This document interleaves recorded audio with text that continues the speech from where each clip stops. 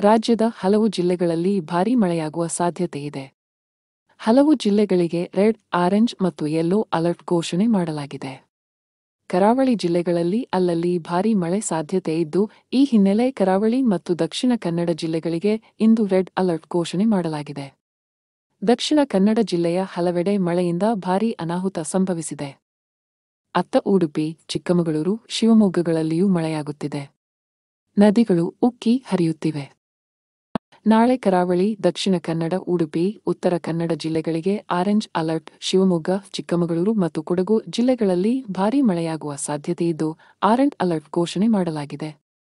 ಬೆಂಗಳೂರಲ್ಲಿ ಮುಂದಿನ 2 ದಿನಗಳ ಕಾಲ ಸಾಮಾನ್ಯವಾಗಿ ಮೋಡ ಕವಿದ ವಾತಾವರಣ ಇದ್ದು, ಹಗುರದಿಂದ ಸಾಧಾರಣ ಮಳೆಯಾಗುವ ಸಾಧ್ಯತೆಯಿದೆ ಎಂದು ಹವಾಮಾನ ಇಲಾಖೆ ಮುನ್ಸೂಚನೆ ನೀಡಿದೆ.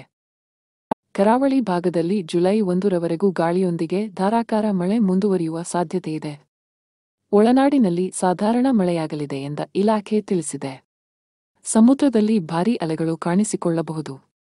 ಆದ್ದರಿಂದ ಮೀನುಗಾರರು ಸಮುದ್ರಕ್ಕೆ ಇಳಿಯುವಾಗ ಎಚ್ಚರ ವಹಿಸಬೇಕು. ಸಣ್ಣ ಹಡಗುಗಳು ಸಂಚರಿಸಬಾರದು. ಸಮುದ್ರದ ದಡದಲ್ಲಿ ಮನೋರಂಜನಾ ಚಟುವಟಿಕೆಗಳನ್ನು ಸಂಪೂರ್ಣವಾಗಿ ಸ್ಥಗಿತಗೊಳಿಸಬೇಕು. ಅಲೆಗಳು ಉಲ್ಬಣಿಸುವ ಸಾಧ್ಯತೆ ಇರುತ್ತದೆ ಎಂದು ಇಲಾಖೆ ಎಚ್ಚರಿಕೆ ನೀಡಿದೆ.